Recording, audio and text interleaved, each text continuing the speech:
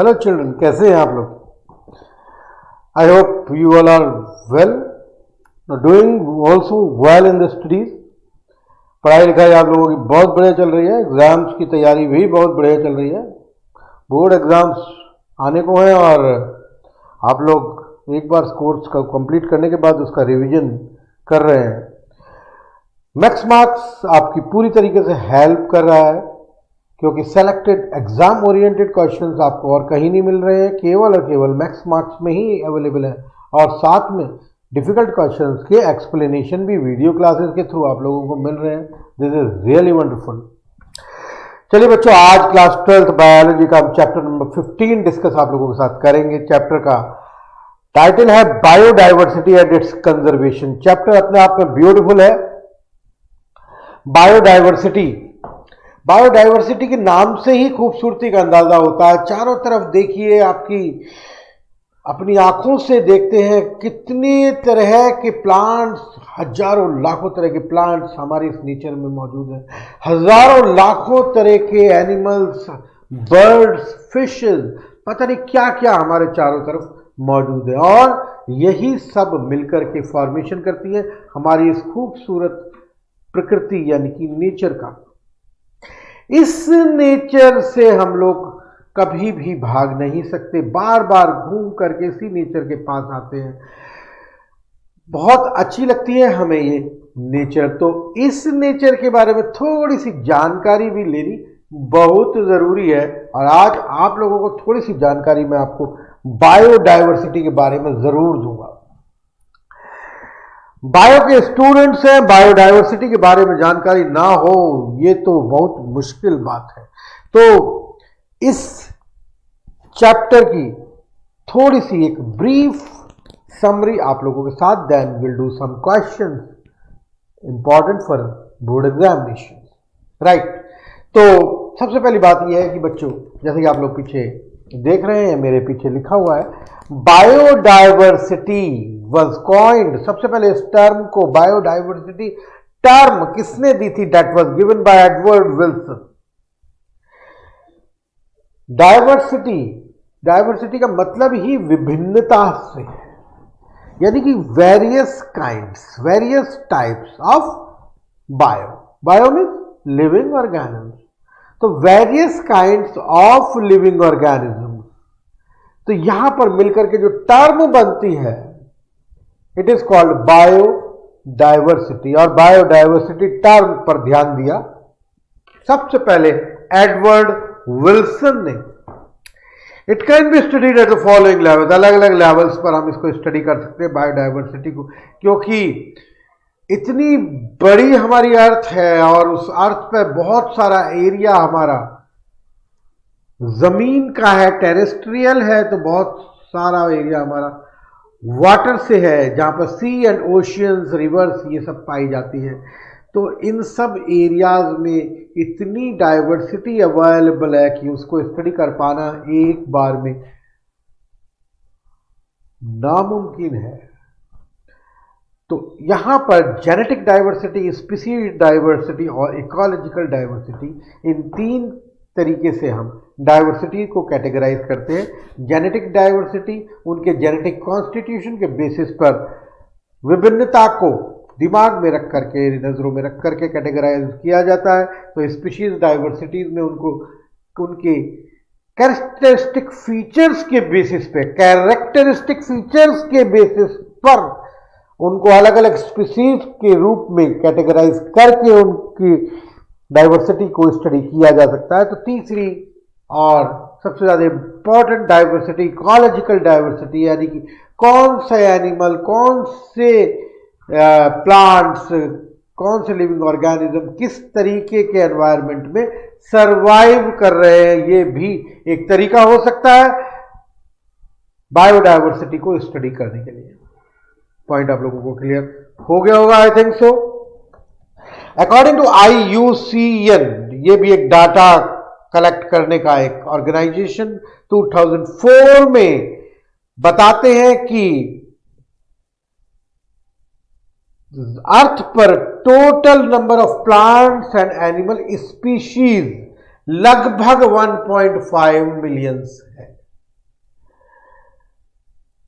एक बहुत बड़ा डाटा है। 1.5 million animals and plants species are available are found on this earth. एक बहुत बड़ा कलेक्शन, बहुत बड़ा डाटा IUCN ने 2004 में बता दिया था। इनकी स्टडी करना बहुत मुश्किल, 1.5 मिलियंस को स्टडी आसानी से नहीं किया जा सकता। More than 70% of all the species recorded are animals and plants account for about 22%. 75% animals are insects.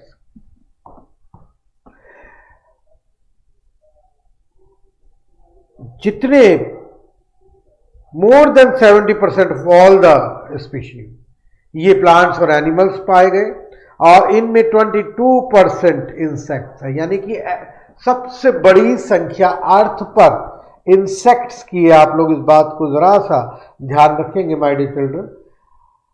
Arthropoda में इंसेक्ट्स पाए जाते हैं, फाइलम आर्थ्रोपोडा में, और मैं आप लोगों को बताना चाहूंगा कि अर्थ पर सबसे बड़ा फाइलम अगर कोई है तो वो है फाइलम आर्थ्रोपोडा। तो हम अपनी बात को फटाफट दोबारा से एक बार फिर मैं रिवाइज करना चाहूंगा। जेनेटिक डाइवर्सिटी ये एक तरीका है स्टडी करने का डाइवर्सिटी को, जेनेटिक कॉन्स्टिट्यूशन के बेसिस पर, जेनेटिक कॉन्स्टिट्यूशन के बेसिस पर। स्पीशीज यानी कि बात आती है कैरेक्टरिस्टिक फीचर्स पर, कैरेक्टरिस्टिक फीचर्स, और तीसरा इकोलॉजिकल यानी कि किस तरीके के एनवायरनमेंट में ये रह रहे हैं। तो तीन अलग अलग तरीके से स्टडी किया जा सकता है बायोडाइवर्सिटी को। एक साथ सारी बायोडाइवर्सिटी अर्थ की स्टडी नहीं की जा सकती, क्योंकि नेक्स्ट पॉइंट में जैसे कि IUCN से आपको पता लगा कि 1.5 million kinds of animals and plants are available on this earth. तो बात यहीं पर खत्म नहीं होती, आगे चलते हैं। India is one of the 12 mega diversities of the world. पूरी दुनिया में 12 मेगा बायोडाइवर्सिटीज फाइंड आउट की गई, जिसमें इंडिया एक है। जो नेचर, जो प्रकृति, जो खूबसूरती भारतवर्ष के पास है वो वर्ल्ड में बहुत रेयर है, और ये बहुत बड़ा कलेक्शन है नेचुरल बायोडाइवर्सिटी का, जहां पे एनिमल्स, प्लांट्स, माइक्रो ऑर्गेनिजम्स विभिन्न प्रकार की से और पूरे इस इंडिया में छाए हुए हैं। अगर सही प्रकार से इनको स्टडी किया जाए तो ह्यूमन बीइंग्स का बहुत बड़ा वेलफेयर हो सकता है। Though India has only 2.4% of the land area of the world, it has 8.1% of the global species biodiversity. जरा कंपैरिजन करिए 2.4 एंड 8.1। पूरी दुनिया का केवल 2.4% लैंड एरिया इंडिया के पास है, जबकि पूरी दुनिया की 8.1% बायोडाइवर्सिटी इंडिया के पास है। तो ये भी अपने आप में एक वंडरफुल फैक्ट है। चलिए आगे की तरफ चलते हैं हम लोग, थोड़ा सा और हम लोग जानकारी प्राप्त करेंगे इसी बायोडाइवर्सिटी के बाद। IUCN red list 2004। Red list का मतलब होता है खतरे की घंटी। लाल रंग का मतलब ही खतरे की घंटी है, यानी कि ये एक ऐसी लिस्ट है, रेड लिस्ट जिसका नाम है, जो हमें इस बारे में जानकारी देती है कि कौन कौन सी स्पीशीज जमीन से, अर्थ से गायब हो चुकी है या गायब होने वाली है, एक्सटिंक्ट हो चुकी है या एक्सटिंक्ट होने वाली है। एक्सटिंक्ट होने वाली स्पीशीज को हम एंडेंजर्ड स्पीशीज कहते हैं, राइट। तो ये भी एक डाटा है जो कि आपको IUCN रेड लिस्ट 2004 प्रोवाइड कराती है, documents the extinction of 784 species in the last 500 years. That includes 359 invertebrates, 338 vertebrates and 87 plants species. तो कुल मिलाकर 784 स्पीशीज हमारी एक्सटिंक्ट हुई according to IUCN red list 2004। पिछले 500 सालों में जो लॉस हुआ है बायोडायवर्सिटी का, उसमें 359 इनवर्टिब्रेट्स है, 338 वर्टिब्रेट्स है एंड 87 प्लांट्स हैं। Some of the animals that have become extinct in recent times, Russia से गायब होने एक्सटिंक्ट हुए Steller sea cow, Mauritius dodo, Australia से थाइलसिन, अफ्रीका से quagga and tiger subspecies Bali, Javan, Caspian. तो कुछ नाम यहां पर ऐसी स्पीशीज के दिए गए जिनका लॉस बायोडायवर्सिटी को हुआ है। The earth summit, this is the historic convention on biodiversity held in Rio de Janeiro in 1992। ये एक 1992 में एक दुनिया भर के जो टॉप लीडर्स हैं वो बैठे, एनवायरनमेंट के बारे में, बायोडायवर्सिटी के बारे में डिस्कशंस हुए। क्या ऑब्जेक्टिव थे इस अर्थ समिट के जो 1992 में हुई थी? कंजर्वेशन ऑफ बायोडायवर्सिटी, हमें संरक्षण देना होगा बायोडायवर्सिटी का, हमें ध्यान रखना होगा अपने प्लांट स्पीशीज, अपनी एनिमल स्पीशीज का जो हमारी कंट्री में पाई जाती हैं कि वो कहीं एक्सटिंक्ट तो नहीं हो रहे, उन्हें किसी तरह का नुकसान तो नहीं हो रहा, and sustainable utilization of the benefits. The World Summit on Sustainable Development, it was held in 2002 in Johannesburg, South Africa, and 190 countries signed their commitments to achieve a significant reduction in the current rate of biodiversity loss at global, regional and local levels by 2010।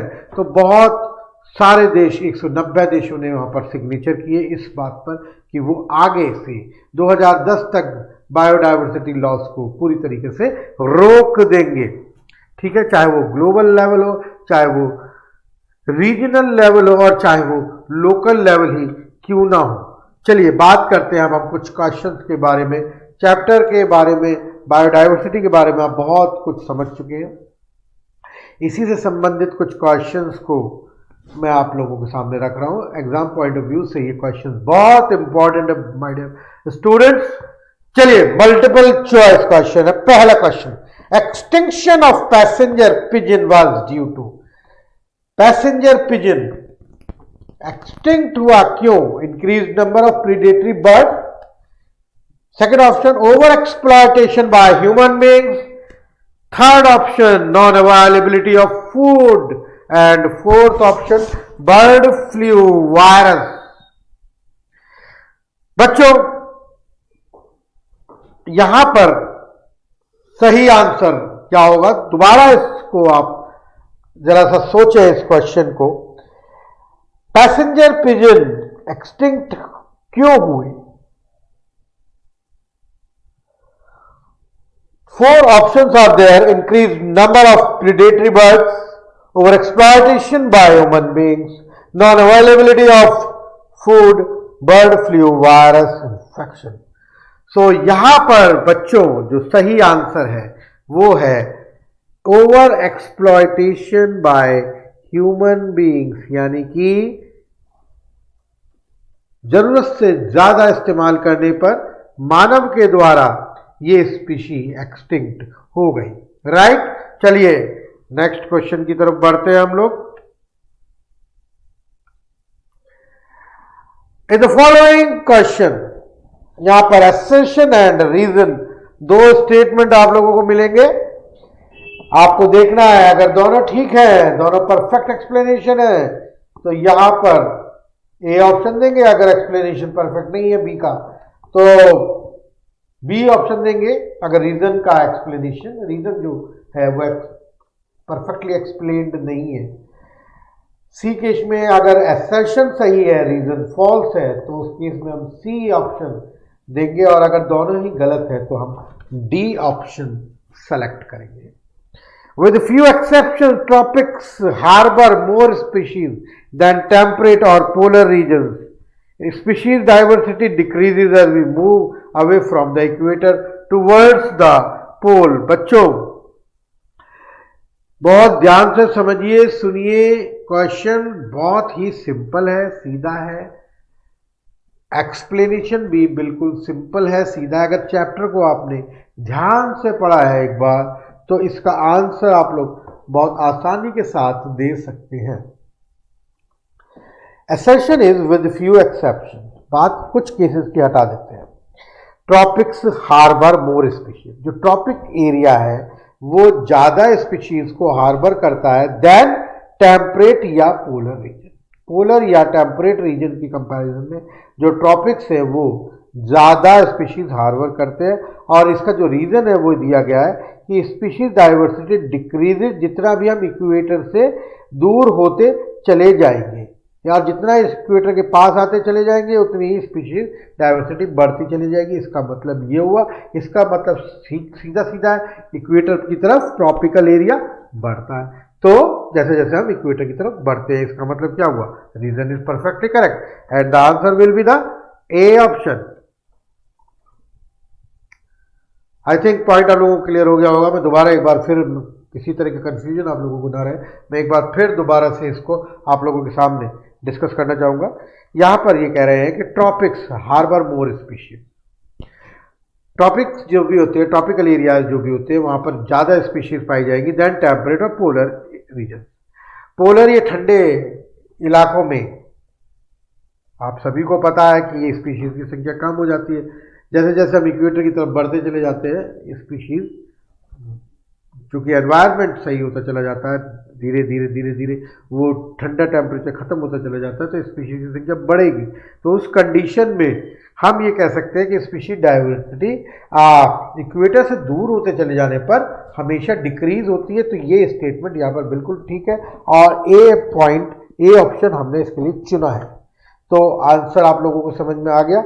I hope point clear हो गया होगा, नहीं तो एक बार आप video rewind करके दोबारा देखें, दोबारा सुने, मुझे समझ में आ जाएगा। नेक्स्ट आगे चलते हैं। चलिए नेक्स्ट क्वेश्चन की तरफ बात करते हैं। Define hot spot and give one example. ये हॉट स्पॉट टर्म बहुत इंपॉर्टेंट है, एग्जाम के लिए आप लोग याद करके रखेंगे। Define hot spot and give one example. Hot spots are the richest and the most threatened reservoir of plant and animal species on earth. richest and most threatened reservoir of plants and animals on earth. The two main criteria for designating an area as a hotspot. Hotspot उन क्षेत्रों को, उन areas को कहा जाता है बच्चों जहां पर बायोडाइवर्सिटी बहुत डेंस, रिच फॉर्म में पाई जाती है। Number of endemic species found, एक बात। दूसरी बात, the degree of threat of extinction which is measured in terms of habitat loss. Degree of threat of extinction यानी कि लुप्त होने का थ्रेट, इसकी मात्रा, राइट, डिग्री। वेस्टर्न घाट्स, ये कुछ सेलेक्टेड आप लोगों के लिए हॉटस्पॉट्स के नाम है जिनको आप लर्न कर सकते हैं। Western Ghats, Eastern Himalayas and the Andaman and Nicobar Islands. These areas are rich in flowering plants, amphibians, reptiles and butterflies. So, this is a beautiful example of hotspot. यानी कि बायोडाइवर्सिटी जहाँ rich होगी, जहाँ plant और animal species बहुत मात्रा में पाई जाएंगी, उस क्षेत्र को हॉट स्पॉट डिक्लेयर किया जाता है। तो ये पॉइंट आप लोगों को क्लियर हो गया होगा। चलिए अगले क्वेश्चन की तरफ बढ़ते हैं। Right a brief note on genetic diversity. ये टर्म मैंने इस लेक्चर के बिल्कुल शुरू में सबसे पहले जेनेटिक डाइवर्सिटी आप लोगों के सामने डिस्कस की थी। इसके बारे में एक छोटी सी जानकारी आपको लिखनी है एक शॉर्ट नोट की फॉर्म में इस क्वेश्चन में। A species show great genetic diversity in its area of distribution. Different varieties of Rauwolfia vomitoria, vomitoria एक प्लांट का नाम है, found in Himalayan region show variation in their capacity to produce active principle reserpine and also its concentration. और एक example, more than 500 genetically different varieties of paddy and more than 1000 varieties of mangoes are found in Indian subcontinent. The genetic diversity in organisms is controlled by the genes present in their genetic material. बच्चों, genetic diversity का मतलब ही उसकी gene constitution से है। Different gene constitutions different kinds की varieties को indicate करते हैं। आम की 1000 से ज्यादा तरह की वैरायटी हमारे इंडिया में पाई जाती है, या 500 तरह की वैरायटी चावल की हमारे इंडिया में पाई जाती हैं। तो ये सब संभव हो पाया है बिकॉज ऑफ जेनेटिक डाइवर्सिटी, यानी कि जेनेटिक डाइवर्सिटी की वजह से, डिफरेंट जीनिक कॉन्स्टिट्यूशन की वजह से। चलिए, तो ये जो यहाँ पर ये जो एग्जाम्पल है मैंने अंडरलाइन किया है आप लोगों के सामने, this is the beautiful example. आप लोग इस एग्जाम्पल को लर्न करें और एग्जाम में जरूर मेंशन करके आए if you get this question in exam. चलिए next, explain how biodiversity is important for human beings.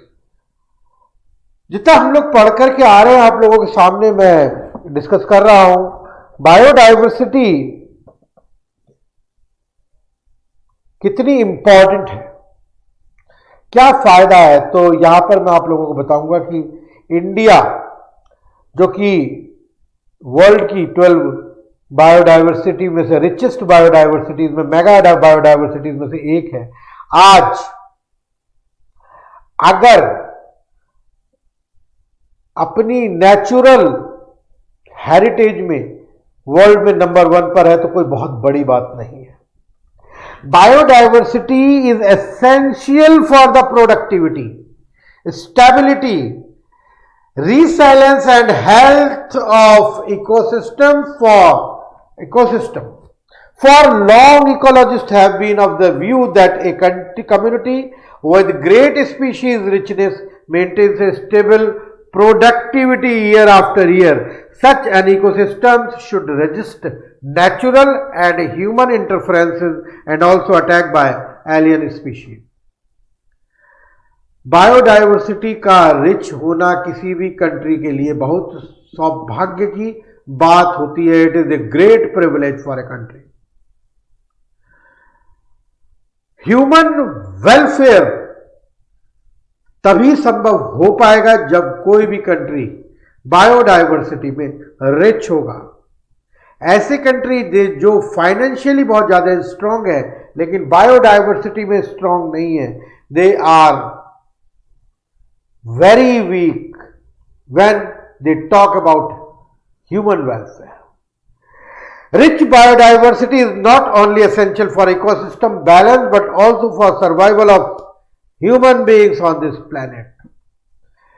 एक अच्छा इकोसिस्टम डेवलप होता है अगर बायोडाइवर्सिटी रिच होती है, और एक अच्छा इकोसिस्टम हमेशा, ध्यान रखिए मेरी बात को, ह्यूमन बींग्स के लिए हेल्पफुल होगा अगर वो अर्थ पर सरवाइव करना चाहता है। Biodiversity always help human beings, always helps human beings for its survival. Increased biodiversity of an ecosystem serves as a shock absorber against natural and anthropogenic interferences and future attacks by exotic species. हमेशा biodiversity human beings के आगे एक ढाल बनकर खड़ी हो जाती है जब बाहर से कोई भी स्पीशी अटैक करती है उस ह्यूमन बींग्स को समाप्त करने के लिए। आप इस बात को समझने की कोशिश करिए, बायोडाइवर्सिटी जितनी ज्यादा रिच होगी किसी भी कंट्री की, वो कंट्री उतना ही ज्यादा सक्षम होगा फाइट करने के लिए ह्यूमन बींग्स की जो सपोर्ट है नेचर से वो उतनी ही ज्यादा स्ट्रांग होती चली जाएगी। ये पॉइंट आप लोग मेरा जरूर क्लियर करके रखेंगे। चलिए मैं आगे बढ़ता हूं कि at a time when we are facing loss of species at an alarming rate, the question arises as to how will extinction of some species affect us. It is usually believed that estimation of some species will slightly damage the ecosystem. और एक last question फिर आप लोगों के सामने आ गया, explain in detail with example how do habitat loss and fragmentation cause extinction of plants and animal world. Plants and animals का extinction जो होता है उसमें हैबिटेट लॉस और फ्रैगमेंटेशन कितना बड़ा कारण है, इस बात को एक्सप्लेन करना है इस क्वेश्चन में। बच्चों, फॉरेस्ट खत्म कर दिए जाते हैं जैसे जैसे पॉपुलेशन ह्यूमन बींग्स की ग्रो करती है, अर्बनाइजेशन बढ़ता चला जाता है, एग्रीकल्चरल फील्ड भी बढ़ता चला जाता है क्योंकि फूड की डिमांड बढ़ती चली जाती है, रहने की जगह की डिमांड बढ़ती चली जाती है, और जो नेचुरल हैबिटेट्स हैं जिन्हें हम फॉरेस्ट कहते हैं वो काट दिए जाते हैं और उनकी जगह खड़े हो जाते हैं कंक्रीट के जंगल। बच्चों, जब जंगल ही काट दिए जाएंगे तो उसमें रहने वाले एनिमल्स कहां जाएंगे? ये एक बहुत बड़ा क्वेश्चन है आप लोगों के सामने। जंगल कट गए तो प्लांट्स तो ऑटोमेटिक खत्म हो गए और जो एनिमल्स कि पूरी कम्युनिटीज वहां रह रही थी वो सब छोड़ करके भाग जाती हैं दूसरे क्षेत्रों में। उनमें से बहुत सारी कम्युनिटीज खत्म हो जाती हैं, पॉपुलेशंस खत्म हो जाती हैं, स्पीशीज खत्म हो जाती हैं क्योंकि वो किसी दूसरे रीजन में जाकर के सर्वाइव नहीं कर पाती। तो developmental work, construction of buildings, airports, dams, highways, railway line, industrial development, mining and agricultural land extension have all contributed significantly towards loss of natural habitats of wildlife in India and world as a whole. बच्चों, हम लोग बहुत खुश होते हैं progresses को देखकर, growth को देखकर कि बड़ी बड़ी बिल्डिंग्स बन रही हैं, एयरपोर्ट्स बन रहे हैं, डैम्स बन रहे हैं, हाईवेज बन रहे हैं। बहुत अच्छा लगता है क्योंकि this is the progress, this is the growth of human being. But on the other side हम कितना बड़ा नुकसान हम अपनी बायोडाइवर्सिटी को पहुंचा रहे हैं ये भी आपको सोचना होगा। The noise of vehicles passing through the wild habitat causes great harm to species found there.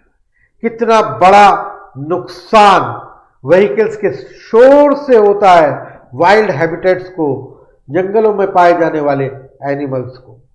Deforestation, जंगलों को काटना, deforestation has created problems of food and shelter for wild animals.